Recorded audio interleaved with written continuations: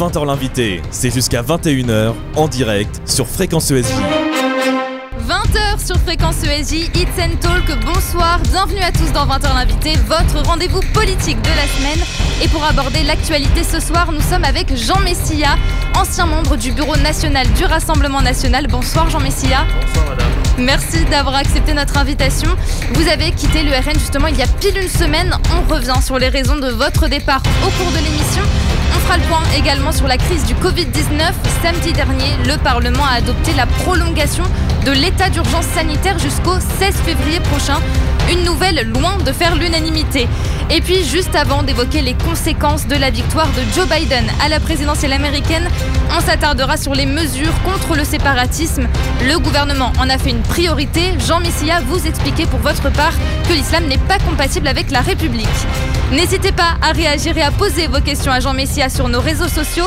Pour ça, vous pouvez utiliser le hashtag FréquenceESJ sur Twitter ou sur notre page Facebook. 20h l'invité en direct jusqu'à 21h avec Jean Messia, c'est parti. Jean Messia, on s'intéresse à votre parcours dans quelques minutes. Juste avant, c'est le mot du jour, un mot qui illustre une des grandes actualités de ce mardi 10 novembre. Et ce mot, c'est Nagorno-Karabakh. Après presque 2 mois d'affrontements dans la région, le Premier ministre arménien Nikol Pachinian a annoncé ce matin un accord de cessez-le-feu avec l'Azerbaïdjan. Accord trouvé sous l'égide de la Russie et de son président Vladimir Poutine. Il consacre la victoire militaire à l'Azerbaïdjan, des gains de territoire importants. Le président arménien a déclaré avoir pris une décision douloureuse pour lui comme pour son peuple. Jean Messia, la France aurait dû s'impliquer davantage dans ce conflit ? Je pense qu'il était du devoir de la France, en effet, de s'impliquer. Je pense que la France, en tout cas, les dirigeants français actuels n'ont pas fait ce qu'il fallait pour soutenir l'Arménie, pour une raison simple, c'est que l'Arménie nous ressemble trop. Et donc, comme nous vivons sous le règne, depuis maintenant une quarantaine d'années, sous le règne d'une certaine forme de haine de soi, eh bien, on préfère aller soutenir des gens qui nous ressemblent le moins possible, faire valoir leurs droits. Alors, Emmanuel Macron, ce matin... Et au lieu précisément de soutenir ceux qui nous sont proches, c'est ce que d'ailleurs fait la Turquie. La Turquie d'Erdogan, elle aide sans vergogne l'Azerbaïdjan musulman. Et Emmanuel Macron ce matin a demandé à ce qu'il y ait un règlement politique durable entre l'Arménie et l'Azerbaïdjan. Il a quand même apporté son soutien à l'Arménie. Mais ça c'est des mots, ça c'est des moulinets. Il a apporté son soutien comment ? Il suffit pas de prendre la parole pour dire je soutiens. Enfin, quel soutien actif et opérationnel. Il aurait fallu intervenir militairement ? Il aurait fallu au moins soutenir l'Arménie devant les instances internationales. Il aurait fallu... Enfin, la France a une certaine diplomatie quand même. Quels efforts diplomatiques la France a-t-elle déployés en faveur de l'Arménie ? Pas grand-chose. Quant aux efforts militaires, encore moins. Alors que je comprends pas... Enfin, tout le monde comprend que la Turquie aide l'Azerbaïdjan et les milices azéries qui sont musulmanes. On accepte de tous les peuples qu'ils aident ceux qui sont les plus proches d'eux, alors que la France s'interdit en quelque sorte d'aider ceux qui lui ressemblent ou ses semblables. Merci. C'est ça qui m'étonne. Merci Jean Messia. 20h l'invité, c'est jusqu'à 21h en direct sur Fréquence ESJ. C'est le moment, Jean Messia, de revenir sur votre parcours avant d'aborder l'actualité de cette semaine. Alors pour ceux qui n'auraient peut-être jamais entendu parler de vous, du Caire en Égypte, oui, jusqu'au siège du Rassemblement national à Nanterre, Bastien Cochet retrace avec vous votre parcours. Bonsoir Bastien. Bonsoir Manon Blangis, bonsoir Jean Messia. Bonsoir monsieur. Alors je vous appelle Jean, mais il y a 50 ans, lorsque vous naissez en Égypte, vous vous appelez Hossam. C'est à 20 ans, lors de votre naturalisation française, que vous adoptez le nom de Jean. Pourquoi c'était important pour vous de changer ce prénom ? D'abord parce qu'en fait, contrairement à ce que beaucoup croient, ma véritable identité, c'est Jean. En réalité, le prénom Hossam m'avait été donné par mes parents dans l'Égypte des années 70, qui connaissaient à l'époque des tensions confessionnelles entre musulmans et chrétiens très importantes. Et donc, mes parents avaient voulu faire un monde honorable en me donnant un prénom neutre pour pas que je me fasse casser la gueule dans les cours de récréation. Et donc, en fait, le prêtre a refusé de me baptiser sous le prénom Hossam, et pour cause, puisque Sam n'existe pas dans le calendrier chrétien. Et justement, vous venez d'Égypte, d'une famille copte. Voilà, c'est ça. Ça a façonné un petit peu votre vie, et comment vous percevez aujourd'hui l'islam ? Alors, il n'y a pas de, contrairement à ce que j'entends également, il n'y a pas de persécution d'État des Coptes en Égypte, mais il y a effectivement une pression très forte exercée par des congrégations fréristes en Égypte qui, effectivement, elles, persécute les Coptes. Et ça vous a marqué dans votre enfance? Et donc effectivement, quand on vient d'un pays où on a vécu, je dirais, dans un environnement musulman avec un certain nombre de fanatismes religieux, et qu'on a donc appris à connaître l'islam non pas seulement conceptuellement, mais également en le vivant, je dirais, au jour le jour, sachant que je parle et j'écris et je lis l'arabe couramment également. Donc je n'ai pas, je dirais, contrairement aussi à ce que certains croient, je n'ai pas de vision extrémiste de cette question, j'ai plutôt une vision clairvoyante. Alors en tout cas, vous arrivez en France à l'âge de 8 ans à Mulhouse. Comment est-ce que ça se passe, votre intégration? Vous ne parlez pas français. Comment est-ce que vous faites? Écoutez, à l'époque, en fait, l'immigration était une immigration réduite à sa portion congrue. C'était pas une immigration de masse, et donc j'arrive dans une école où j'étais le seul non francophone. Donc à ce titre, la maîtresse d'école, c'était en CE2. Elle prend ma table et ma chaise, elle la met à côté de son bureau. Elle me fait des cours particuliers de français. Donc pas spécialement de sentiment de solitude, vous avez l'impression d'être bien accompagné? Alors au début, la première journée, évidemment, c'est compliqué parce qu'on passe une journée dans une classe où on comprend pas un mot et donc on s'ennuie quand on a 8 ans. Mais très rapidement, la maîtresse d'école comprend qu'il y a un problème. Elle prend ma table à côté de la sienne, elle me fait des cours particuliers de français en faisant des petits découpages d'objets usuels, et elle a l'intelligence de me faire des interros en fait sur ce programme particulier, ce qui me permet d'avoir des notes qui sont dans la moyenne de la classe.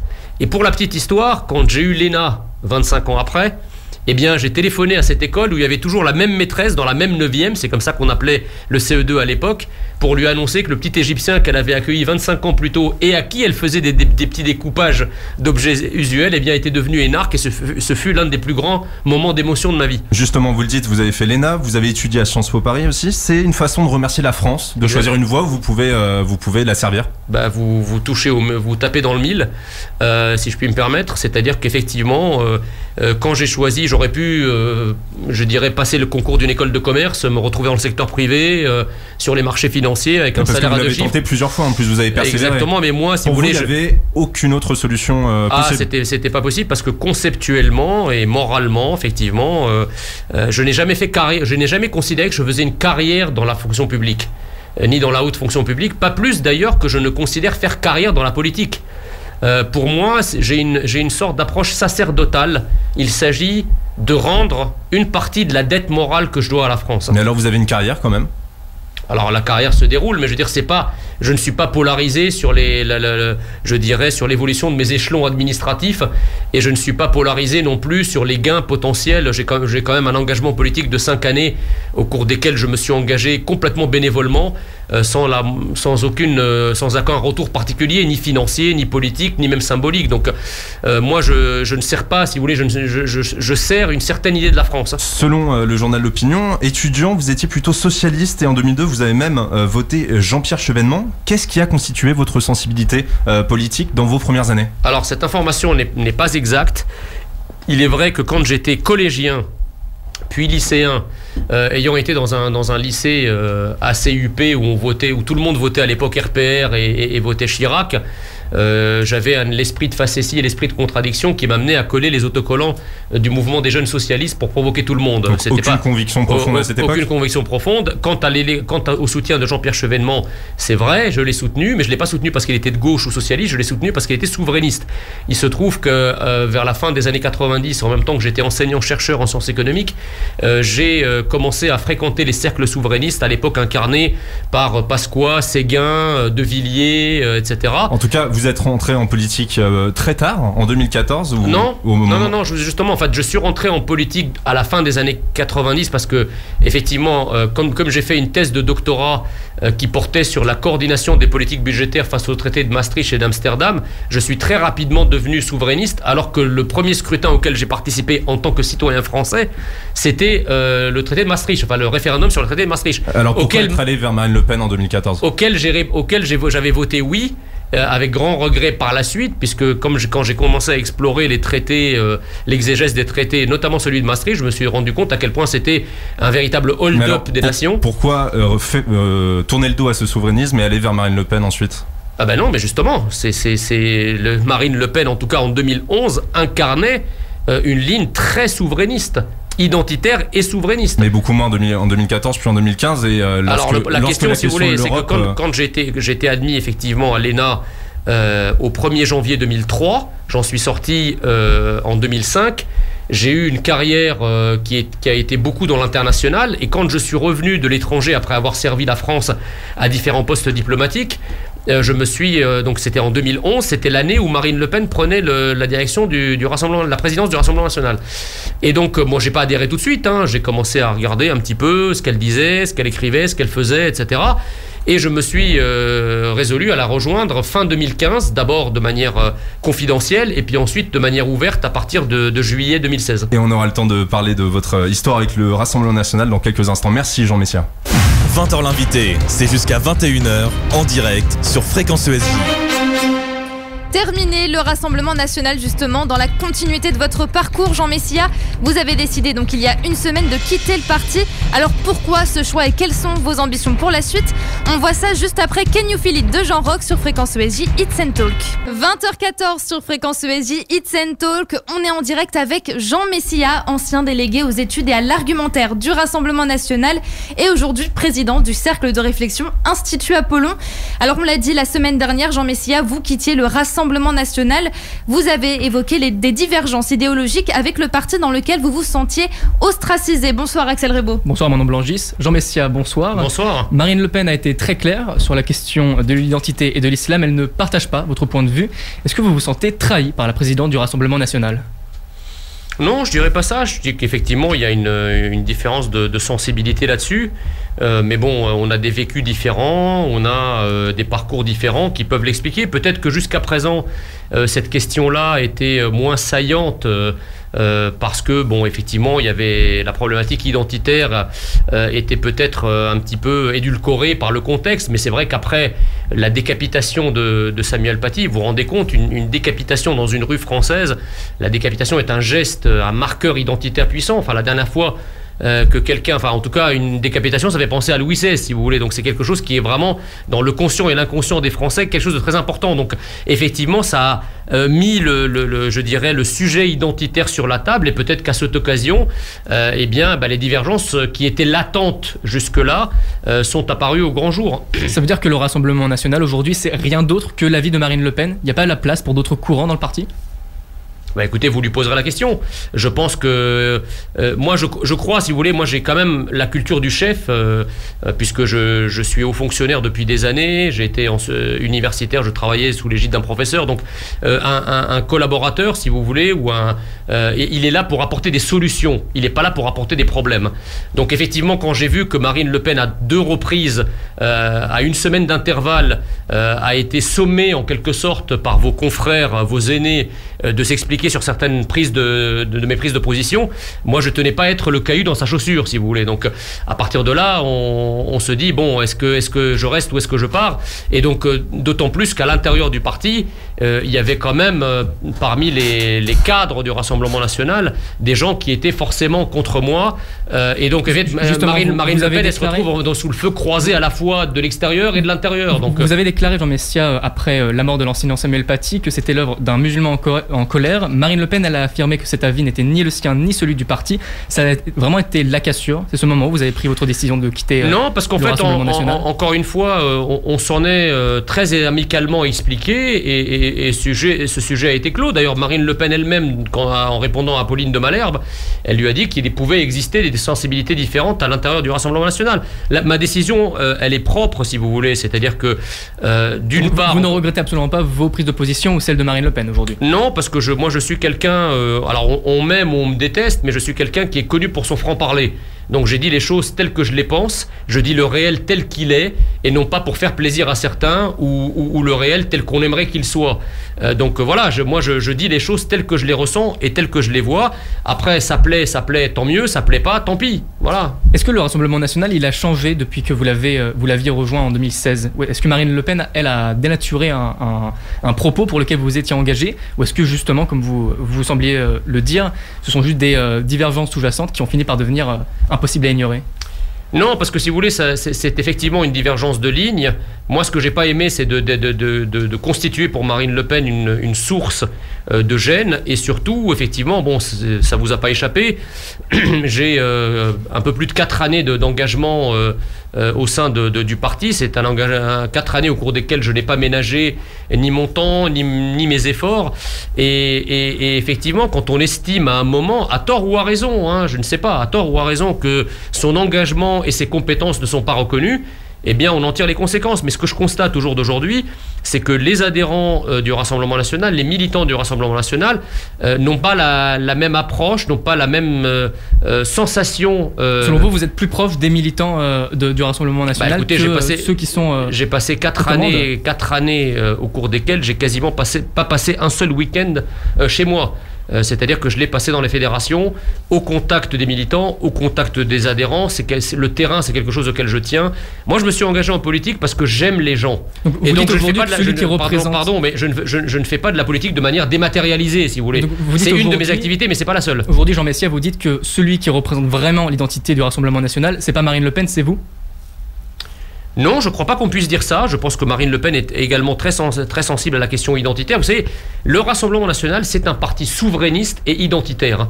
Il est évident qu'à l'intérieur, il y a des gens qui sont un peu plus sensibles à la question souverainiste et un peu moins à la question identitaire, et d'autres qui sont dans le cas inverse. Et donc il appartient au chef, effectivement, de mettre en musique ces différences. Je veux dire, après tout, tous les partis politiques ont connu des courants. Et donc le chef doit être un petit peu l'homme ou la femme de la synthèse qui joue au-dessus de la mêlée et qui arrive effectivement à faire ressortir de ces désaccords une saine émulation intellectuelle, fertile, permettant d'avoir une ligne du parti qui est une synthèse de toutes ces différences. Dans Le Monde, on lit que vous vous êtes vengé de Marine Le Pen, Jean Messia, en tressant des lauriers à Marion Maréchal Le Pen, notamment dans Valeurs Actuelles. Est-ce que vous êtes aujourd'hui en discussion avec Marion Maréchal, Jean Messia ? Alors d'abord, Le Monde, c'est son avis. Hein, je veux dire, Le Monde a un journalisme militant qui est connu de longue date. C'est pas nos amis, c'est le moins qu'on puisse dire. Et donc, bon, ce que la journaliste dit n'engage qu'elle ou que lui. Je sais pas qui a écrit ça. Non, je crois. Enfin, on m'a posé la question sur Marine. J'ai très clairement dit que je n'ai aucun contentieux avec Marine Le Pen, au contraire. Moi, humainement, si vous voulez, c'est quelqu'un que j'aime bien.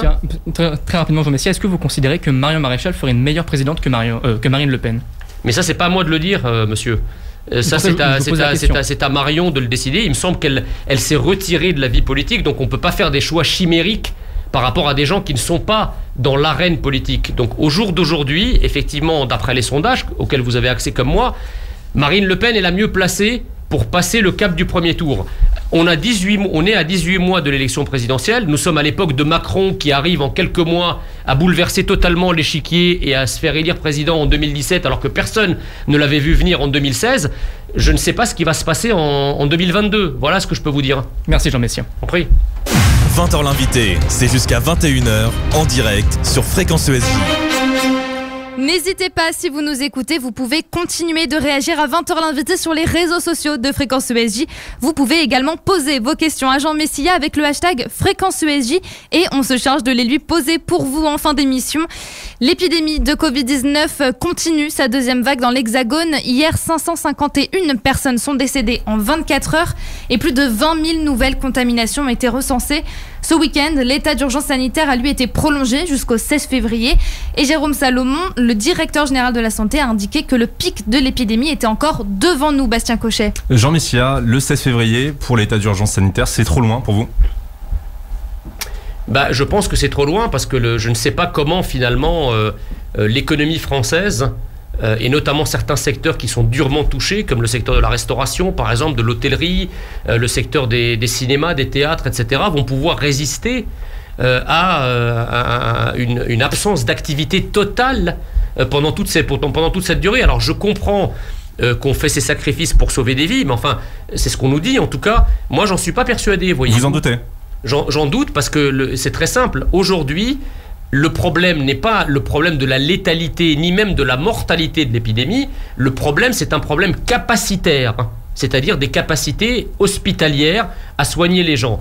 Or, qu'est-ce qui se passe ? Nous avons un effet entonnoir, c'est-à-dire de tous ces gens qui sont contaminés, avec finalement des capacités hospitalières qui apparaissent modeste au regard des besoins actuels. Mais la question à se poser, c'est pourquoi... Donc pour vous, le Covid n'est pas si dangereux que ça? Le Covid n'est pas si dangereux que ça. D'ailleurs, tous les chiffres le disent. Ceux qui meurent du Covid sont des personnes âgées, sont des personnes qui ont... Alors ça ne veut pas dire que c'est pas grave, hein, parce que bon, moi aussi j'étais pas... Pas seulement, il y a aussi des cas de personnes plus jeunes qui décèdent du Covid. Mais beaucoup moins que de l'alcoolisme par exemple, ou d'autres types ou du tabagisme, ou des choses comme ça. Donc si vous voulez... Donc pour vous, 40 000 personnes qui sont mortes en France depuis le début de l'épidémie, c'est négligeable? Est-ce que j'ai dit ça? Non, mais vous dites que ce n'est pas si grave que ça. Non, j'ai pas dit ça. J'ai dit que c'était grave, mais qu'en l'occurrence, le problème, c'était un problème de capacité hospitalière à soigner. Or, si l'épidémie, c'est un phénomène exogène, effectivement, qu'on ne peut pas prévoir, en revanche, le gouvernement a à sa disposition l'outil sanitaire, la politique sanitaire.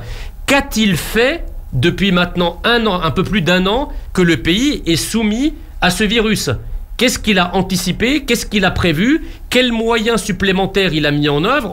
Le président de la République a sautillé. On était à 4500. Le président, on l'a déjà augmenté. On est à 6500. On va être à 7500. Non mais ça c'est des chiffres. Les chiffres. On envoie des personnes dans les pays limitrophes. Non, les chiffres exacts, c'est que nous étions à 5000 lits de réanimation. On est aujourd'hui à 5008, alors que le président nous avait promis 14 000. Alors ça sert à rien de sauter sur sa chaise comme un cabri, comme il l'a fait au mois de mars en disant nous sommes en guerre, nous sommes en guerre, nous sommes en guerre.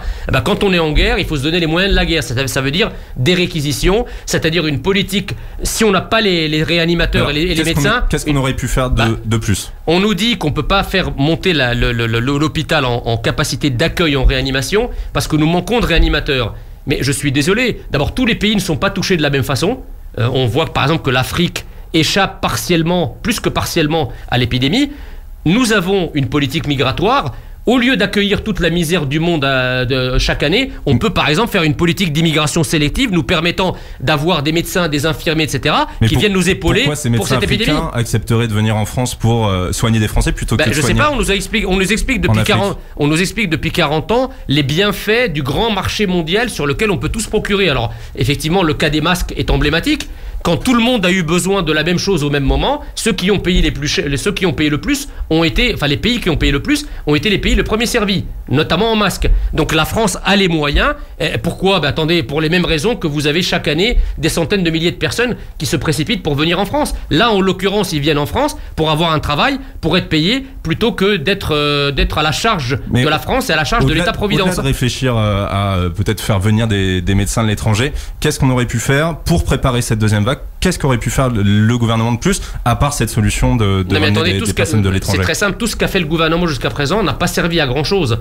On nous a confinés pendant 2 mois en sacrifiant l'économie française sur l'autel de la sécurité sanitaire. Attendez, sur l'autel de la sécurité sanitaire. Il y a aussi des comportements personnels qui sont pointés du doigt. Mais non, mais d'accord, mais enfin, quand vous laissez les frontières ouvertes, si vous voulez, que n'importe qui, pouvant débarquer de n'importe où, arrive en France sans aucun contrôle, déjà commençons par contrôler. On aurait commencé par contrôler les frontières déjà à l'automne dernier, comme d'ailleurs je l'avais demandé au titre de mes fonctions antérieures, et ça n'a pas été suivi d'effet. On aurait déjà protégé la France. On n'aurait peut-être pas annulé la pandémie, mais on l'aurait largement circonscrite. Le gouvernement, en l'occurrence, n'a strictement rien fait. En tout cas, ce qu'il a fait n'a pas suffi. On nous avait présenté le confinement comme la panacée. Ça n'a servi à rien. Vous-même et moi... Ça a fait descendre les chiffres de l'épidémie. Ça a permis de alors, juguler. Il y a eu une erreur. Par exemple, pourquoi le gouvernement n'a pas exigé, n'a pas conditionné le déconfinement du mois de mai au port généralisé du masque? Pourquoi avoir attendu X semaines avant de reconnaître que le masque était indispensable? Et là, tout le monde s'est contaminé, tant et si bien que maintenant, le masque qu'on porte depuis des semaines n'a servi à rien. Mais alors, on fait quoi aujourd'hui? On reconfine pour repartir sur de bonnes bases? Non, mais si vous voulez, le problème, il est simple, c'est que à chaque fois qu'on loupe le coche, si vous me demandez comment on peut redresser la situation, c'est évident que c'est beaucoup plus difficile. Il aurait fallu, depuis le début, rétablir les frontières, tester, isoler, mais pas isoler les gens chez eux. Je veux dire, les gens qui sont testés positifs, on les renvoie chez eux. Donc ils peuvent contaminer toute leur famille. Au-delà des frontières, par exemple, les établissements scolaires restent ouverts. Pour vous, c'est une erreur? Il y a eu une grève aujourd'hui. Écoutez, en tout cas, le moins qu'on puisse dire, c'est que c'est incohérent. C'est-à-dire comment vous expliquer qu'un salon de coiffure qui accueille 3 personnes avec un protocole d'hygiène qui est particulièrement strict, est un risque de constituer un foyer pandémique, alors que 12 millions d'écoliers, de collégiens et de lycéens ont des interactions tous les jours, et là c'est pas un foyer épidémique. Très rapidement, Jean Messia, il y a une lueur d'espoir qui est apparue avec l'annonce du laboratoire Pfizer et de l'allemand BioNTech d'un vaccin efficace à 90%. C'est à la phase 3 de l'expérimentation pour l'instant. Vous feriez vacciner avec ce vaccin ? Écoutez, j'en sais rien. Pour l'instant, je ne dispose d'aucune. Enfin, en tout cas, les études cliniques n'ont pas été rendues publiques. Mais s'il était approuvé par les instances. Je me méfie des effets d'annonce. J'attends de voir. Il est évident que si le vaccin est efficace, après, les gens, en tout cas, qui ont une certaine fragilité, ce qui est mon cas, je me ferai vacciner. Mais ça, c'est les médecins qui décident, c'est pas moi. Merci, Jean Messia. 20h l'invité, c'est jusqu'à 21h en direct sur Fréquence ESJ. Dans moins de 3 minutes, c'est un autre aspect de cette crise sanitaire qu'on aborde dans 20h l'invité, celui de l'économie et des difficultés financières que traversent les petits comme les grands commerces. Juste avant, c'est Beat of My Heart de Lost Frequencies sur Fréquence ESJ, It's and Talk. Il est 20h32 sur Fréquence ESJ, It's and Talk. Bienvenue si vous venez de nous rejoindre jusqu'à 21h. Nous sommes avec l'ancien membre du Rassemblement national et économiste Jean Messia. 12 jours après le début de ce reconfinement, l'économie du pays justement est en chute libre. Le PIB français pourrait chuter de plus de 9% pour l'année 2020 selon plusieurs économistes. Les commerces dits non essentiels demandent eux à rouvrir. Axel Rebaud. Dans Messia, plusieurs maires avaient autorisé les commerces non essentiels à rouvrir dans leur ville malgré le confinement, mais le gouvernement a fait annuler ces mesures. Qui sont les inconscients selon vous, Jean Messia ? Le gouvernement ou ces maires ? Le gouvernement ? Je pense qu'à partir du moment où les commerçants respectent strictement les protocoles sanitaires, il n'y a aucune raison qu'ils n'ouvrent pas. Après, on peut les faire respecter de manière drastique avec la maréchaussée, ça oui. C'est-à-dire aller vérifier que les gens respectent bien du gel hydroalcoolique, qu'ils n'aient pas un nombre de personnes exagérées dans leur commerce, qu'ils portent bien les masques. Mais à partir du moment où toutes les règles sanitaires sont respectées, je ne vois pas pourquoi on n'ouvre pas. Si vous voulez, c'est encore une fois l'incohérence du gouvernement qui moi me surprend. Vous vous rendez compte, juste cet exemple. Il n'y a pas un risque cet exemple, non mais attendez, cet exemple qui est quand même assez frappant. Vous êtes dans un hypermarché. Eh bien, vous n'avez pas le droit d'aller acheter un livre, de prendre un livre dans un rayon, c'est interdit. Mais de prendre un paquet de biscuits, vous avez le droit. Expliquez-moi en quoi prendre un livre dans un rayon serait plus risqué face au Covid qu'un paquet de biscuits. C'est imbécile. C'est justement pour limiter l'afflux de personnes dans ces magasins, pour limiter vraiment aux choses essentielles. Donc moins de gens iraient dans ces supermarchés. Mais je ne le crois pas parce que je vous rappelle quand même, monsieur, que initialement, les hypermarchés étaient ouverts dans leur totalité. C'est parce que les bibliothécaires ont gueulé que finalement le gouvernement a dit, au lieu de dire aux bibliothécaires on va ouvrir, il a dit on va interdire les rayons livres dans les hypermarchés, ce qui est totalement stupide. Est-ce que c'est pas être raccord justement, parce que vous critiquez le gouvernement pour ne pas être... Mais attendez, on a beaucoup plus de chances, excusez-moi, mais on a beaucoup plus de chances de se faire contaminer dans un hypermarché que dans une librairie, surtout si le commerçant respecte drastiquement, encore une fois, si vous voulez... Qu'est-ce qu'il vaut mieux, Jean Messia ? Est-ce qu'il vaut mieux ouvrir les commerces avec un risque de 3e voire 4e vague épidémique ou une récession économique ?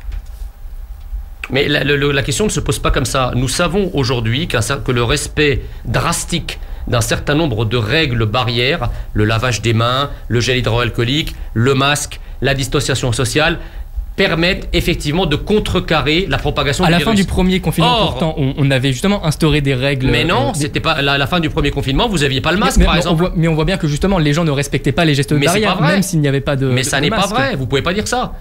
Le masque est l'un des outils principaux. C'est le principal geste barrière, si je puis dire, qui évite la propagation du virus. Or, ce geste-là n'était pas prévu, c'est ce que je disais tout à l'heure à votre confrère, n'était pas prévu au moment du déconfinement. Donc on ne peut pas dire que la deuxième vague est arrivée parce que les gens ne le respectaient pas. La deuxième vague est arrivée parce que le gouvernement a tardé à mettre en place des règles strictes, des règles précises, des règles cohérentes, comme le masque. C'est-à-dire que pour vous dites, Jean Messia, si on avait conditionné, si on avait demandé aux Français de se masquer, mais qu'ils pouvaient quand même partir en vacances, partir en voyage et se voir, aller dans les bars, il n'y aurait pas eu de deuxième vague. Exactement. Je pense que ou en tout cas que la deuxième vague aurait été beaucoup moins importante qu'elle ne l'est. Qu'est-ce que vous préconisez aujourd'hui pour sauver l'économie du pays, Jean Messia ? Moi, je pense qu'il faut, encore une fois, il faut ouvrir les commerces, autoriser les gens à travailler, autoriser les petits commerces et les secteurs durement frappés à rouvrir, mais l'État doit être là pour exercer un contrôle drastique sur le respect des règles et ne pas hésiter, effectivement, pour le dire vulgairement, à cartonner les resquilleurs. Voilà. Mais beaucoup de politiques affirment que les gestes barrières ne sont pas assez respectés, donc il faut interdire purement et simplement. Vous dites quoi au ministre de la Santé, Je dis au ministre de la Santé qu'il faut qu'il arrête de prendre les gens pour des cons. Voilà. Je dis au ministre de la Santé qu'il considère que le peuple français est un peuple adulte, que c'est pas un peuple plus débile ou moins débile que les autres peuples de la planète, et qu'à partir du moment, les Français sont quand même les premiers concernés par leur propre santé. On n'a pas attendu le ministre de la Santé pour nous expliquer ce qui est important pour notre propre santé. Voyez. Alors je comprends qu'il y a des comportements inconscients mais ça c'est comme les comportements inconscients sur la route, si vous voulez. C'est pas parce que vous avez des abrutis qui font des excès de vitesse que vous allez interdire la voiture. C'est exactement ce qu'on fait aujourd'hui. Mais la différence c'est que les accidents de voiture ne sont pas proportionnels. Ils ne vont pas. C'est pas ce que je dis. Je dis simplement que c'est pas parce que vous avez des resquilleurs d'une règle qu'il faut avoir une politique malthusienne, une politique suffocante de la totalité des gens, en pensant que la totalité des gens sont des resquilleurs en puissance. Voilà. Le ministre de l'économie, Bruno Le Maire, lui affirme lui aussi que ces commerces non essentiels doivent rouvrir dans les prochains jours. Il espère qu'il le soit avant Noël. Est-ce que vous accepteriez, Jean Messia, un nouveau confinement du pays après les fêtes, si le premier confinement s'arrête avant ? Moi, je ne suis pas en faveur du confinement, figurez-vous. Je viens de vous donner ma position. Je pense qu'à partir du moment... Ça va être possible de respecter les gestes barrières lors des fêtes de famille ?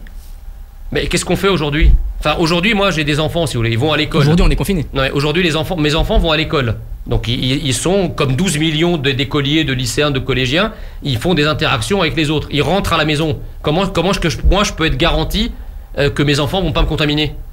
Donc selon vous, il n'y a aucun intérêt aujourd'hui à rester en confinement. Il faut ouvrir tout le pays, selon vous. Il faut rouvrir tout le pays, mais encore une fois, l'État, si vous voulez, moi je crois beaucoup dans la théorie de l'État gendarme. C'est-à-dire que l'État ne doit pas être là pour interdire, il doit être là pour sanctionner quand la règle n'est pas respectée.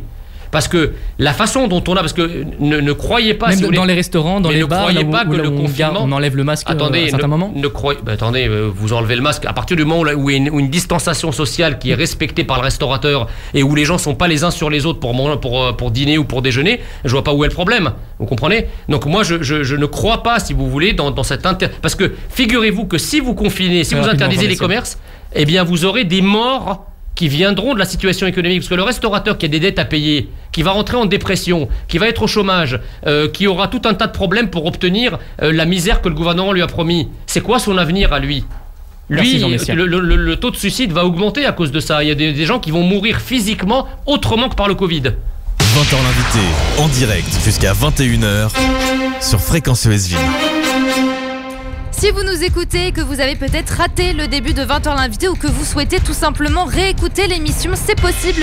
Tout sera disponible sur les plateformes de podcast comme Spotify ou Deezer, mais aussi sur YouTube en vidéo.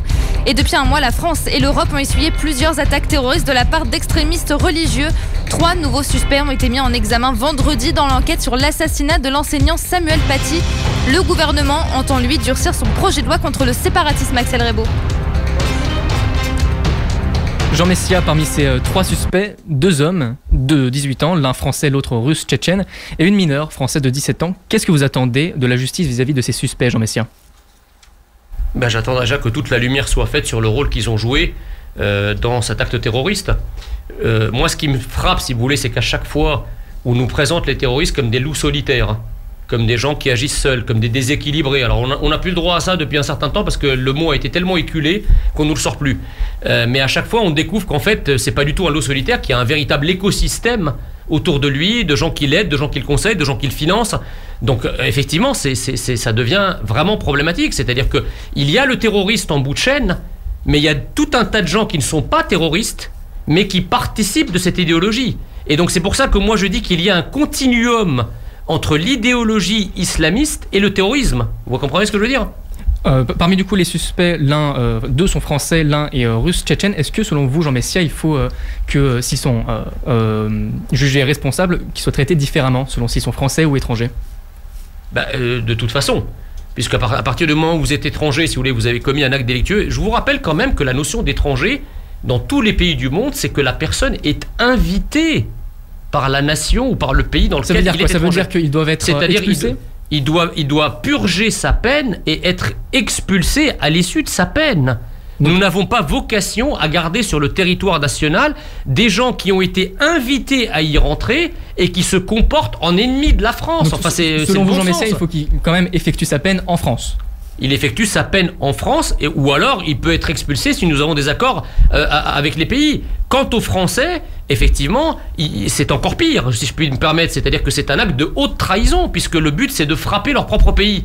Le gouvernement aujourd'hui, il ne va pas assez loin dans la lutte contre le séparatisme, selon vous, Jean Messia. Quelles mesures ils doivent prendre en priorité aujourd'hui? Non, mais quand vous avez, si vous voulez, le président de la République, Emmanuel Macron, qui arrive en brandissant ses muscles et en disant j'ai nommé le mal, comme si c'était un truc révolutionnaire de mettre des mots MOTS sur les mots MAUX, comme si c'était un exploit.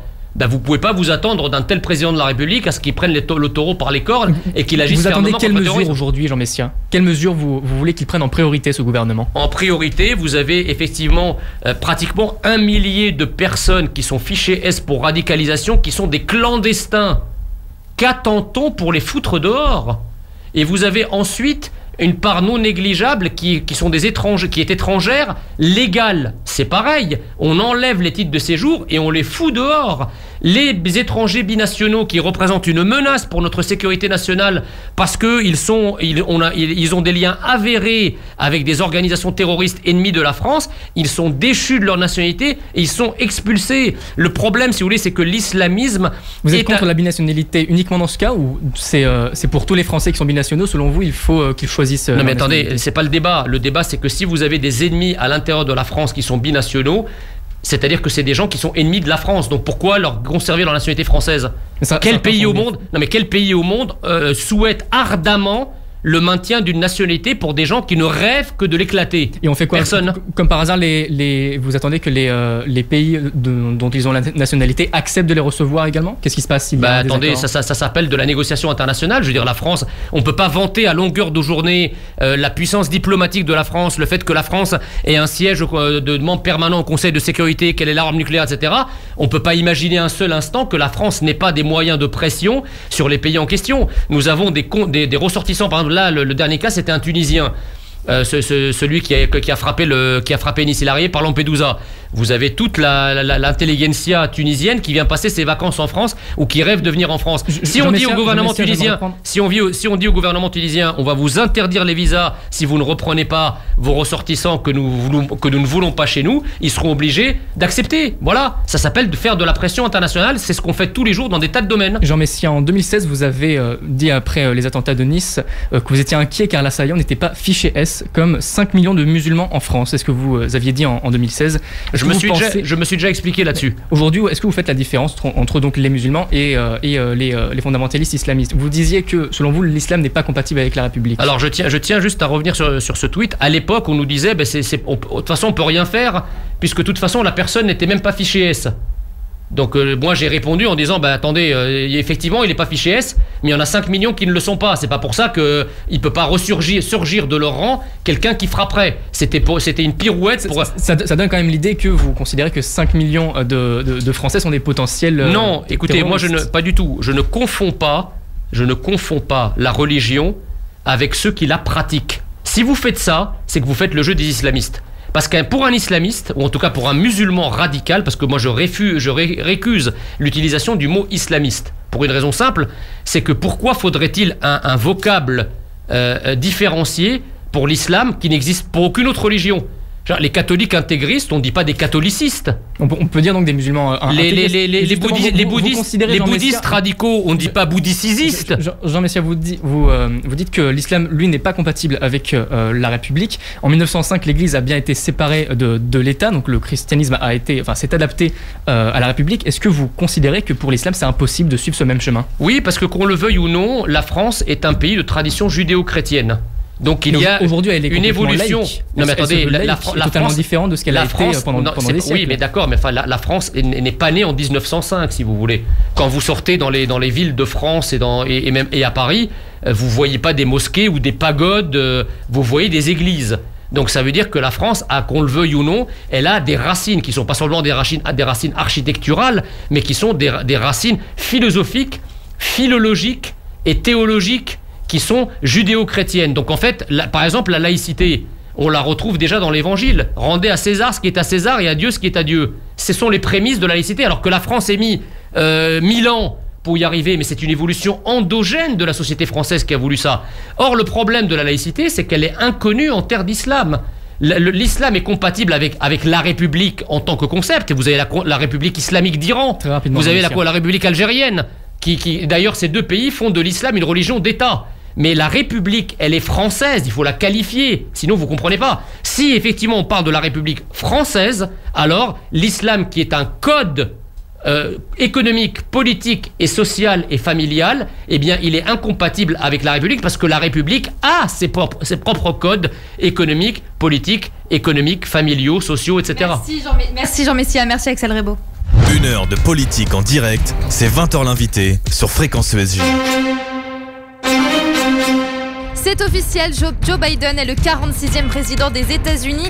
Il a battu Donald Trump ce week-end, mais ce dernier crie à la fraude et demande des recomptages. On voit ça dans quelques instants, juste avant sur Fréquence ESJ. C'est I Need You to Hate Me de J.C. Stewart. 20h50 sur Fréquence ESJ, It's and Talk, dernière ligne droite dans 20h l'invité avec vous, Jean Messia, président du Cercle de réflexion Institut Apollon et ancien responsable du Rassemblement national. Et depuis samedi, après presque 4 jours de suspense, Joe Biden est devenu le 46e président des États-Unis. Donald Trump quittera donc la Maison-Blanche le 20 janvier.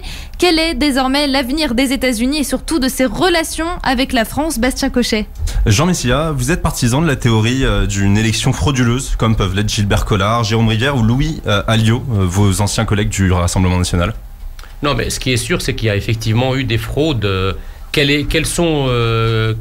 en est l'ampleur? Je ne le sais pas. Il appartiendra à la justice américaine qui doit, je vous le rappelle, se prononcer avant le 8 décembre. Eh bien, en tout cas, lors des élections précédentes, il a été affirmé que les fraudes étaient mineures. Oui, mais alors l'enjeu est de taille quand même, parce que vous savez, depuis 4 ans, depuis que Donald Trump a été élu en 2016, et on l'a vu, tout le système en fait médiatico-politique qu'il a vaincu en 2016 n'a eu de cesse que de ferrailler contre lui. D'accord? Et donc là, l'élection présidentielle représente pour ce système une sorte de potentielle revanche. Donc on se rappelle quand même que pendant son mandat, Donald Trump a quasiment fait l'objet d'un coup d'État de la part des démocrates qui ont voulu le destituer. D'accord? Sans parler, attendez, vous n'avez pas trouvé... Dans les derniers jours, il y a eu une certaine influence des médias qui ont voulu annoncer la victoire de Joe Biden. Vous qui êtes journaliste et citoyen, ça vous a pas scandalisé qu'au moment où Donald Trump prend la parole devant les médias nationaux, la plupart des médias dits progressistes lui coupent le sifflet pendant qu'il parle, alors qu'il est président du pays. Ils ont justifié leur choix en disant que... Mais ils n'ont pas justifié leur choix, c'est le président des États-Unis encore. Ils considéraient qu'il était en train de dire des fake news en direct. Mais attendez, mais on aurait fait ça à Macron, vous auriez aimé? Mais là, c'est voilà. La façon dont se comporte Donald Trump est très différente sur la scène publique. Oui, d'accord, que celle de Donald Trump, je vous rappelle qu'il a quand même eu l'onction du suffrage américain. Il n'est pas là par hasard, contrairement à ce qu'on a dit. Et l'élection, quand bien même elle serait perdue in fine, elle n'a pas été perdue avec les marges qui étaient annoncées il y a quelques mois ou même encore quelques semaines. Pour vous, il y a complètement une forme d'irrespect de la part d'une partie des médias américains. Il y a non seulement une forme d'irrespect, mais je ne vois pas... cette précipitation, si vous voulez, à proclamer à U et à Dia la victoire de Trump, alors qu'effectivement il y a des recours, ils auraient pu faire preuve d'un peu plus de prudence. Je note que tout l'électorat progressiste dont on a dit qu'il a voté par correspondance parce que par peur du Covid, eh bien on les a vus dans les grandes agglomérations s'agglutiner par dizaines de milliers dans les rues. Donc c'est à ne plus rien y comprendre. Oui, mais quand même, il faut avouer que l'électorat par correspondance est bien plus important chez les démocrates. Mais en tout cas, on l'a vu pendant cette campagne, il y a eu des membres du Rassemblement national, mouvement auquel vous appartenez encore il y a quelques jours, qui se sont rendus auprès de l'équipe de Donald Trump pour les derniers jours de campagne. Est-ce que Donald Trump c'est un modèle pour le Rassemblement national selon vous pour les prochaines élections présidentielles? Écoutez, je ne vais pas répondre à leur place parce que je ne suis plus membre du Rassemblement national, mais ce qui est sûr c'est que le Trumpisme survivra à Trump. C'est-à-dire que je pense qu'effectivement, Donald Trump, quelle que soit... La France n'est pas les États-Unis, si vous voulez. Donc il y a un style aux États-Unis qui fait que... Vous avez dit qu'il a marqué l'histoire du monde. Oui, parce que... Dans quel sens? Dans le sens où, depuis 40 ans, on nous explique que la politique n'est en fait que de la gestion et que du management. Et que le rôle de la politique, c'est de gérer en fin de course les conséquences de phénomènes qui sont réputés nous échapper, comme la mondialisation. Or, Donald Trump a montré que la politique restait prométhéenne d'une certaine façon.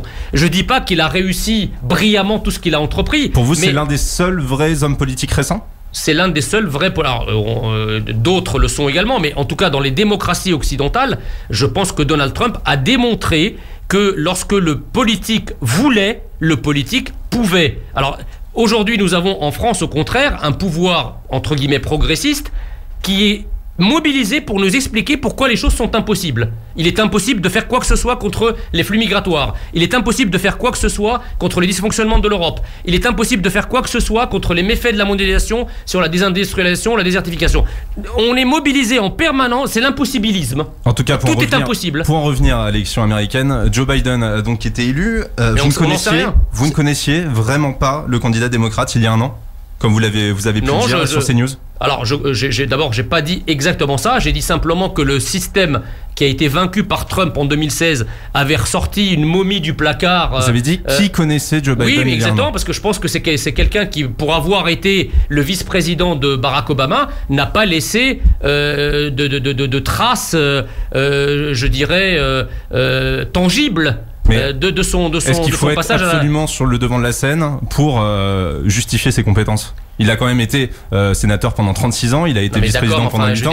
Ça fait pas rêver, quoi. Vous rêvez de Biden, vous? Mais je ne suis pas américain, donc mais moi non plus. Mais on peut, je veux dire, autant, moi je suis pas progressiste, si vous voulez, mais autant on aurait pu admettre que une personne comme Barack Obama apportait quelque chose.